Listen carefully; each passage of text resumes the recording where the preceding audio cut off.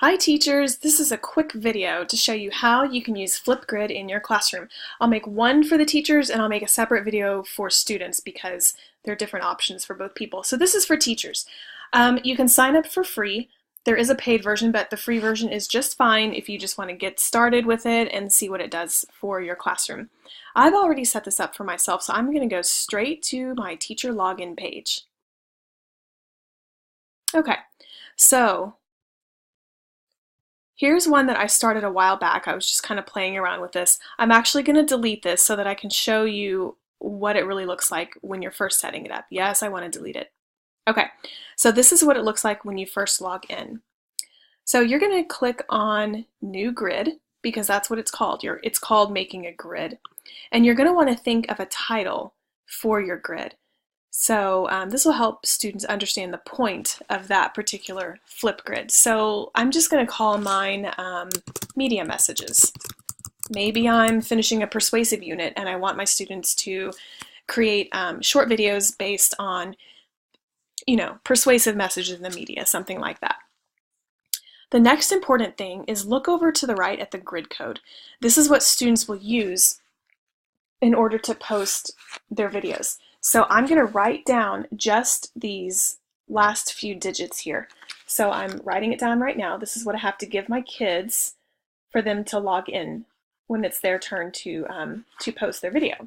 Okay, so I wrote that down. We're done with that step.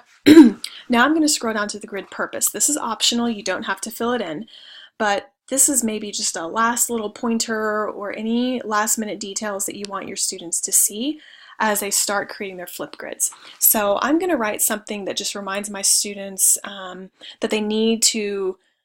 that as a group, they need to make sure all their group members are speaking in the video. So I'll just type that in. Okay, so I'll say, don't forget to make sure every member of your group gets to speak in the flip grid video. Okay, and now I'm just going to the bottom, and you see that you have a few options once you scroll down. Do you see how this said up here, section 1 of 4? So I'm scrolling down towards the bottom. We are now in section 2 of 4, security and privacy. So do you want to set a password for your students to get into it? I mean, I prefer to leave that off. Do you want students to receive email notifications when new topics are created? I'm just going to leave it off. I'm just playing around with this in my classroom, so I don't need all these extra features. Do we want students to download their videos after they create a response? No, I mean, they can, but I'm going to turn it off and make it simple. And then do I want my students to share any of this on social media? No, I'm just going to turn it off. Keep it simple. Now we're in section 3 of 4, features. Notify me. I'm the teacher. Me is the teacher. So do I want to receive an email notification when new videos are added? Yeah, I do. I think it'd be good for me to know which groups have added videos and which ones haven't. My grid is going to remain active. And for transcripts, I'm just going to leave this off. I don't see any reason for a transcript. Scrolling down towards the bottom, still, we are now in section 4 of 4, customize. You can select an image for the grid cover. You can upload an image of your own. So, I mean, that sounds like fun. I want to do that. So drop a file or click to upload. Let's see what happens. Let's see if I can find a fun image. I'll go to my downloads folder. I want a fun image. I wonder what I could use. Maybe this one.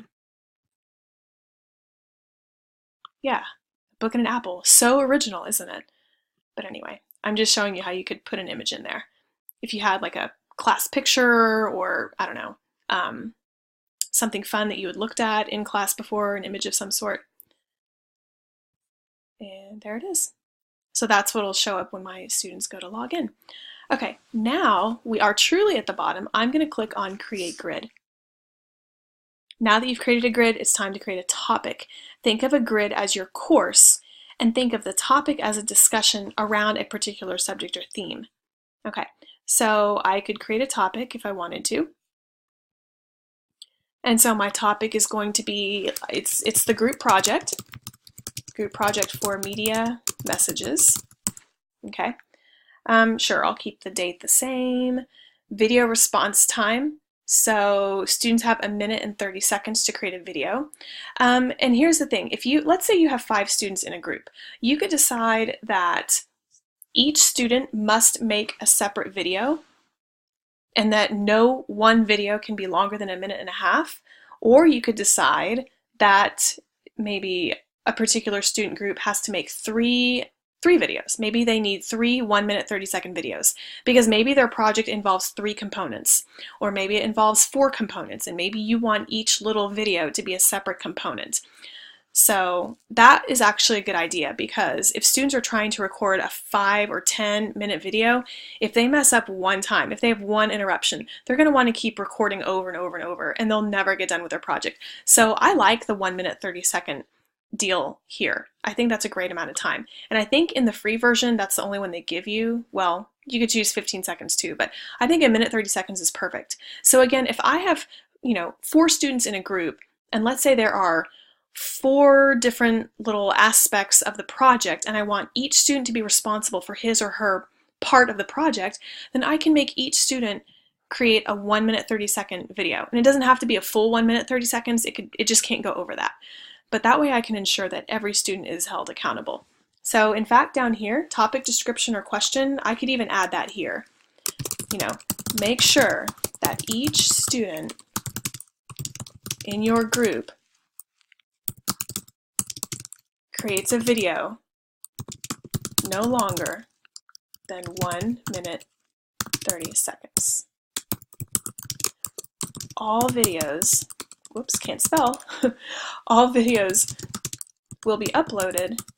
No, let's say this, that's passive language. I'm going to say your group will upload all videos to this Flipgrid.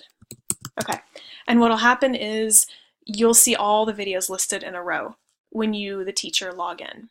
Okay, let's see if there's anything else I need to do.